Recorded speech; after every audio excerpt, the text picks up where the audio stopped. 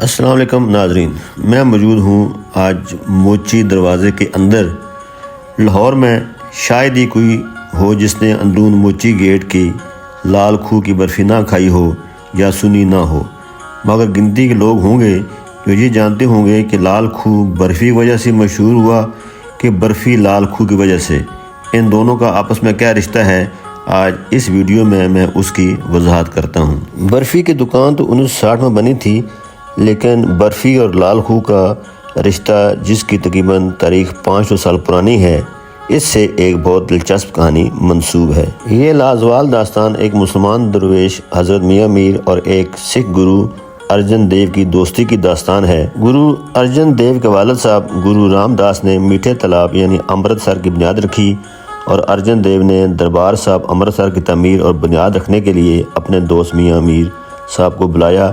سکھ برادری جہاں بابا فرید کو اوتار مانتی ہے اور ان کی شاعری گرنتھ صاحب میں شامل ہے، وہاں میاں میر صاحب کو بھی اپنے بزرگوں میں شمار کرتی ہے، اور انہوں نے ان کے سب سے مقدس مقام کی پہلی اینٹ بھی رکھی۔ شہنشاہ جہانگیر کے حکم پر گرو ارجن دیو کو گرفتار کر کے لال کھو کے قریب ایک ہندو چندو لال کی گھر کی ایک کوٹھری میں قید کر دیا گیا کہ وہ ایک باغی ہے، اور حکم دیا گیا کہ اسے بھوکا پیاسا رکھا جائے۔ حضرت میاں میر تقریباً روزانہ لال کھو آتے، گرو کو کنویں سے پانی کا پیالہ دیتے اور لال کھو کے سامنے ایک چھابڑی والے سے برفی خرید کر گرو کی کوٹھری میں پھینک دیتے تھے۔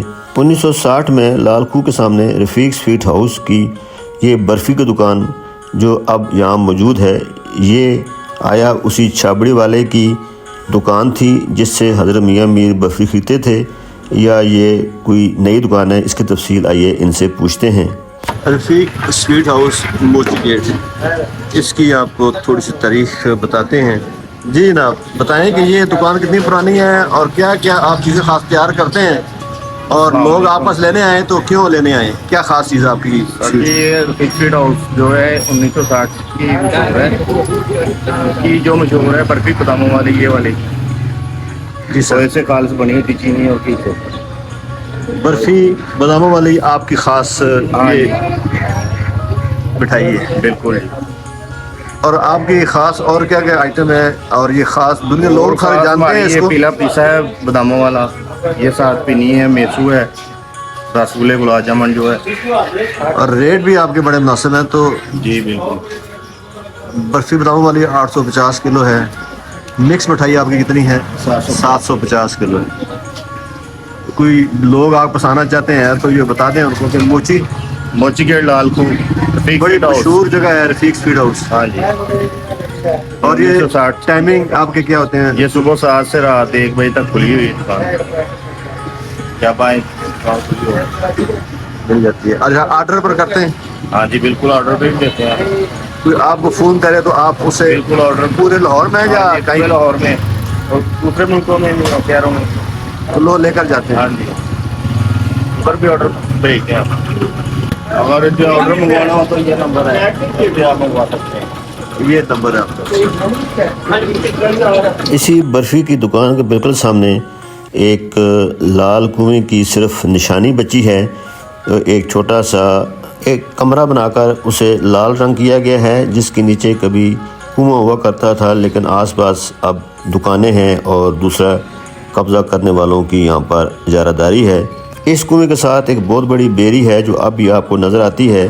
یہ بیری وہی تھی جس سے گرو ارجن دیو کے لیے خوراک کا بندوبست کیا جاتا تھا۔ حضرت میاں میر کی ہزار کوششوں کے باوجود جہانگیر بادشاہ نے گرو کو رہا نہ کیا۔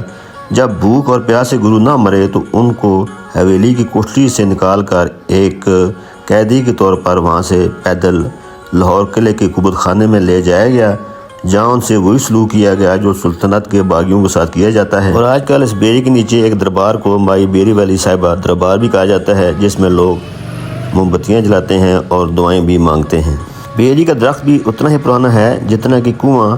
عوام نے کنویں کے پانی کو بحث شواب مان لیا تھا، اور لوگ منت کے دھاگے بھی کنویں کے ساتھ اور بیری کے ساتھ باندھنے شروع ہو گئے تھے۔ کہا جاتا ہے کہ اس درخت کو حضرت میاں میر کی دعا تھی کہ سارے موسموں میں پھل دینا۔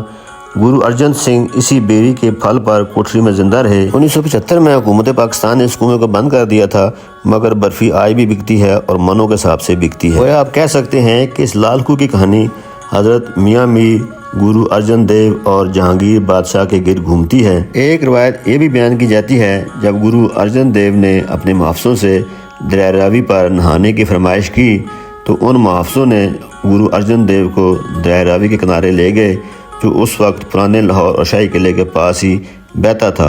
उन्होंने नहाने के घर से जब दरिया रावी के अंदर गोता लगाया तो उसके बाद वो ऐसे गायब हुए कि दोबारा कभी ज़ाहिर ना हुए। आइए ख़वातीनो ज़रात अब आगे चलते हैं। इसी नवाब चौक के पास ही एक कबाबों की दुकान है जिसे साईं शाही कबाब कहा जाता है। ये भी बहुत कदीमी दुकान है। यहाँ पर बहुत मज़े के कबाब मिलते हैं। लोग यहाँ पर दूर दूर से खाने आते हैं। मोची गेट में मौजूद रफ़ीक स्वीट की बर्फ़ी की तरह इन कबाबों की भी शोहरत बहुत दूर दूर तक है, जो हर वक्त आपको यहाँ दस्तयाब हैं। आप इनसे भी लुत्फ़ अंदोज़ हो सकते हैं।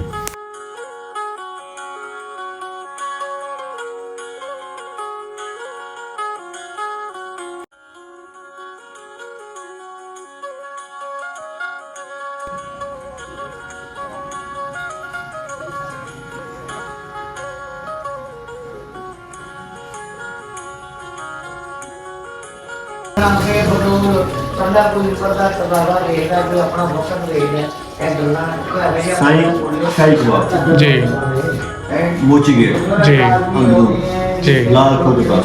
जी। आइए आपको मोची दरवाजे से आगे नवाब चौक तक लेकर चलते हैं। यहाँ अचार की दुकानें मौजूद हैं। मिक्स अचार कैसे किलो है? ये वाला 150 का किलो है, ये वाला अचार 150 का किलो है, ये वाला 300 का किलो है, ये वाला 250 का किलो है, ये वाला 200 का किलो है। मिक्स है सर। हाँ जी, लहसुन वाला पूरा ये 300 रुपये। वो आपके आगे थोम लगा हुआ है वो 500 है, इसके साथ सुहाना लगा हुआ है वो भी 500 है।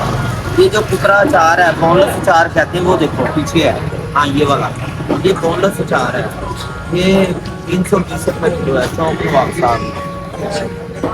ये वाला सुबह 250 रुपये किलो है। ये गाजरें ये 260 रुपये।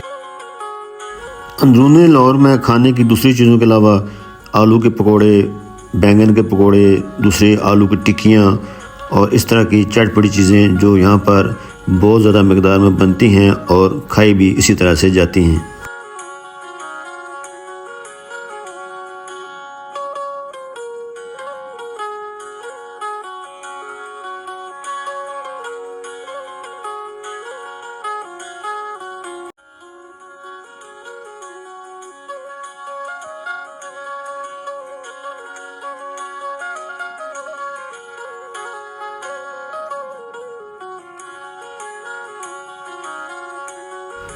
मोची दरवाज़े के नवाब चौक से अगर थोड़ा सा आगे सफ़र करें तो हलवा पूड़ी की दुकान भी मौजूद है। पूड़ा भी बनता है। ये भी अंदरूनी लाहौर के बासियों की मनपसंद खुराक है।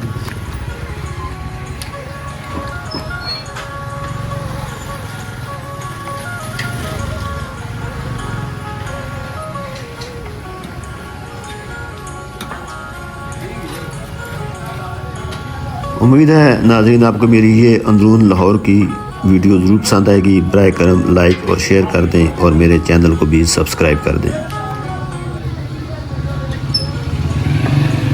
ऐसा है कि चीज़ है